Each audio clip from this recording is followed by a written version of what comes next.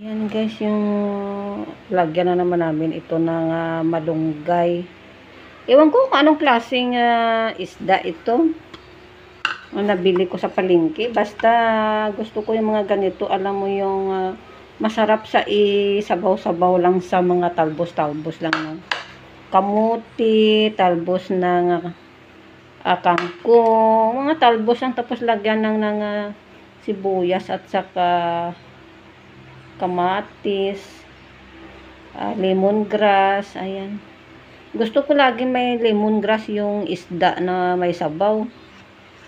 Yung ko pa, sanay talaga yung dila ko sa lemon kasi sa probinsya kasi guys, siyempre at tayo doon ay maraming tanim na at tataba pa ng lemongrass doon. So pag gusto tayo ng lagay sa sa ating mga luto dito, kasi ang lemongrass binibili sa Maynila kung wala kang tanim. So ngayon yung tanim ko ay nawala na matay. So kailangan ko muna magtanim. Puro naman simento yung sa labas. So kailangan talaga nasa lupa yung lemongrass.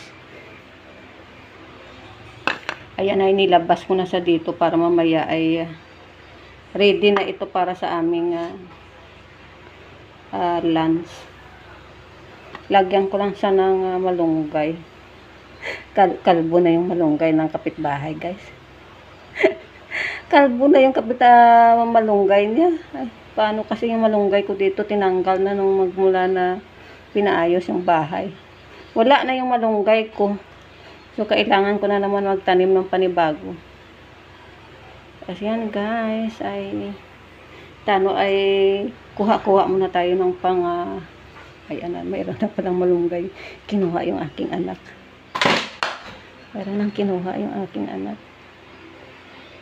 Malunggay. Saan mo kinuha yan, anak bina? Kumuha na siya ng malunggay. Kasi malunggay ko dito, wala na talaga. Kailangan na ilagay ko muna sa sarip. Ay, ikaw, hindi pa kita tapos gupitan. Ano na malunggay. Yan guys, malunggay. Uy. Ilagay ko muna sa sarip.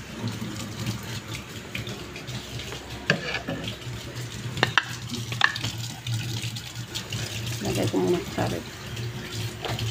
Mamaya pa tululutuin mga, alam mo yung malapit na mag alas 12. Tapos kakain ka kaagad, tapos luto. Dito ko yan nilalagay, oh. Diyan ko nilalagay, hindi ko pa nalinisan yung rip ko. Ayan guys, ito yung ilalagay namin dito. Malunggay. Wala nang lemongrass, yung kamatis na lang at saka sibuyas, at saka luya. Yun na lang ilalagay namin.